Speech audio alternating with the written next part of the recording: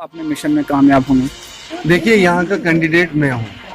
District development board का जो chairman का ओहदा है, उसके लिए पार्टी के सभी जिम्मेदार जो हमारे लीडर साहिबान हैं, चाहे हमारे पार्टी के कारकुनान हजरात, मेरे हमरा कारकुनान हजरात हैं, उनका यही फैसला है कि नदीम शरीफ डिस्ट्रिक्ट डेवलपमेंट बोर्ड के लिए कांग्रेस की तरफ से उम्मीदवार होता है। इसलिए यहाँ के चाहे काहरा ब्लॉक का हो या चंगा ब्लॉक का हो, गुंदो ब्लॉक का हो, कहीं से भी कोई भी कैंडिडेट हो, वो उसका यही मतलब है कि नदीम शरीफ वहाँ पे कैंडिडेट है।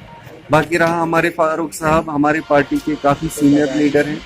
मुझे पूरी उम्मीद है कि यहाँ पे उनके ज़रिए, फारूक साहब के ज़रिए, यहाँ की जक्यास और काहरा के हमारे बुजुर्ग नौजवान साथी मुझे अपना वोट देंगे। सर, आप पहली बार अब इस सियासत में कूद पड़े हैं मरहूम नियाज साहब के बाद, तो आपको कैसा महसूस हो रहा है? अब महसूस तो पहली बार तो मैं सियासत में नहीं हूँ, जब बचपन से ही मैं सियासत में पला बड़ा हूँ, तो ये कोई नई बात है नहीं। मैं सियासी बारीकियों को बचपन से समझता आया हूँ। मैं पार्टी के जो हमारे लीडर साहिबान हैं, कारकुनान हजरात हैं, उनके साथ बचपन से काम करता आया हूँ। मगर ये जो इलेक्शन का जो दौर है, इसमें पहली बार मैंने अपनी खुद अपना कदम रखा, वरना आज तक हमारे दूसरे कैंडिडेट होते थे, हम उनके साथ चलते हैं। सर, आपको हल्का चंगा से उम्मीदवार नामजद किया था पार्टी ने, तो वहाँ पे लोगों ने कैसा साथ निभाया आपका? वहाँ पे इंशाल्लाह हम बहुत बड़ी लीड से बीजेपी के कैंडिडेट को हराने जा रहे हैं। सर, खिताई चुनाव में कांग्रेस का ही गढ़ माना जाता हो, तो खिताई चुनाव से कितनी सीटें आपको मिल सकती हैं? देखिए, खिताई चुनाव से हमें पूरी उम्मीद है कि 9 से 10 सीटें कम से कम हमारी होंगी। तो हमें चेयरमैन बनने के लिए 8 सीटों की जरूरत है, मगर कम से कम 10 सीटें हमें आ रही हैं। सर, अपने इलेक्शन के बाद जहाँ भी आपके कैंडिडेट हैं, आप आवाम के लिए क्या कहना चाहेंगे? अब जब यहाँ से, ये मेरा घर है, जक्यास जो है मेरा घर है। मेरे वालिद मरहूम मोहम्मद शरीफ नियाज साहब ने अपनी सियासी जो कैरियर है वो यहीं से शुरू किया सर, इसलिए मेरा घर है।